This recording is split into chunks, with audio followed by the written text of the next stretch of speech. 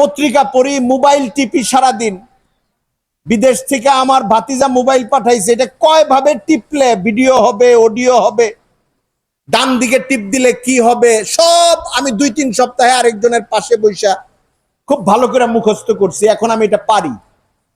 কিন্তু কোরআন শরীফের তেলাওয়াতের কথা আসলে, নামাজের মাসাইল শিখার কথা আসলে, দিন শেখার কথা আসলে, সিরাতের কিতাব পড়ার কথা আসলে, হুজুর টাইম পাইতেছি না। দোকান থেকে যে আসি আর টাইম পাই না। টাইম তো পাই, তো আমি মোবাইলের জন্য তো টাইম পাই, অন্য কাজের জন্য তো টাইম পাই। এই টাইমের তুলনাগুলো আল্লাহ জানেন, আমার আগ্রহটা আল্লাহ তাআলা জানেন। এই জন্যে আমি আমার পরিবার, আমার ঘর, আমার সন্তান, আমার সমাজ দ্বীনের শিক্ষা থেকে যেন বঞ্চিত না হয়, কোরআনে কারীমের তেলাওয়াত থেকে যেন বঞ্চিত না হয়। সহিহ তেলাওয়াত, যেটার দ্বারা নামাজ আদায় হয়, মাখরাজ আদায় হয়, যে উচ্চারণটা যেভাবে করা দরকার।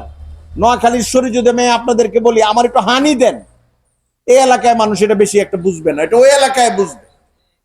এক গ্লাস হানি দেন, ইংরেজিতে হানি বলে মধুরে, একজন মধু নিয়ে আসবে যদি বেশি ইংরেজি শিক্ষিত হয়। উচ্চারণটা ওইভাবেই করতে হবে যেভাবে আল্লাহ তাআলা বুঝবেন, আল্লাহ তাআলার কাছে যেভাবে পেশ করার কথা আছে আমাদের কাছে। ফাসাব্বিহ বিহামদি রাব্বিকা ওয়াস্তাগফির, এখানে হা আছে আবার হা আছে। আলেমরা জানেন এবং যারা তেলাওয়াত শিখতেছেন তারা জানেন। উলামায়ে কেরাম বলেন ফাসাব্বিহ বিহামদি রাব্বিক, এখানে যদি কেউ হাটা উচ্চারণ ঠিক মতো না করে, ফাসাব্বিহ এরকম করে, সাব্বায়া সুব্বু, বাবের উচ্চারণটা একটু ভিন্ন হয়, কিন্তু সাব্বায়া সুব্বুর একটা অর্থ হইল গালি দেওয়া, হা ছাড়া। ফাসাব্বিহ অর্থ হয়ে যাবে তুমি আল্লাহরে গালি দাও, অথচ অর্থ নাউজুবিল্লাহ, অথচ অর্থ হইল ফাসাব্বিহ তুমি তাসবিহ পড়ো আল্লাহ।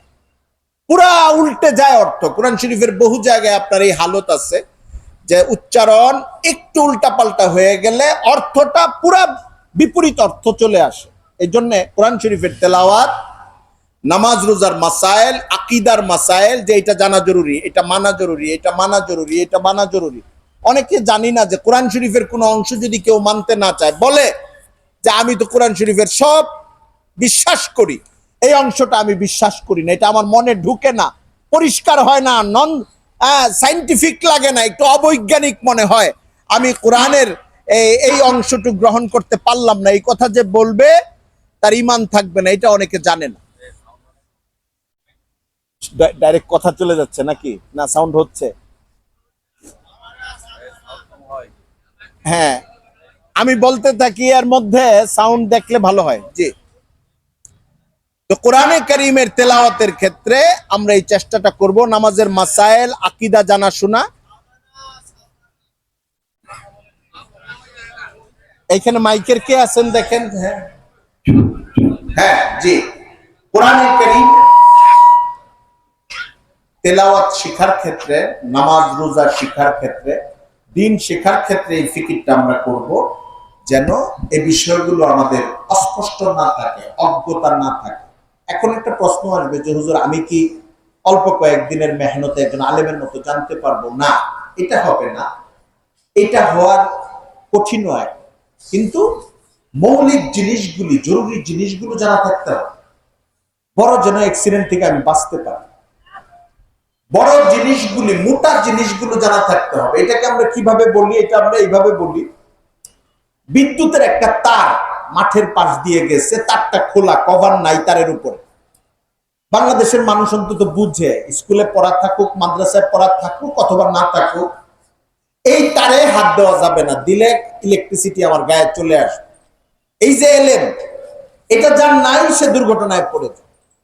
বাসায় রাতে বাচ্চার বারবার ডায়রিয়া হচ্ছে, ডাক্তারের কাছে যাওয়ার ক্ষমতা নাই, অজর পাড়াগায়ের মধ্যে বাড়ি, বাড়িতে ওর স্যালাইন আছে, এমনি সতর্কতামূলক ভাবে আগে থেকে 5টা ওর স্যালাইন রাখা আছে, কিন্তু তার কোনো এলেম নাই বাচ্চাটাকে আসলে এই যে বারবার ডায়রিয়া হচ্ছে কি খাওয়ানো উচিত, এটা যে বাচ্চার স্বাস্থ্যের হানি ঘটবে এটা অবধারিত, এলেমটা না থাকার কারণে।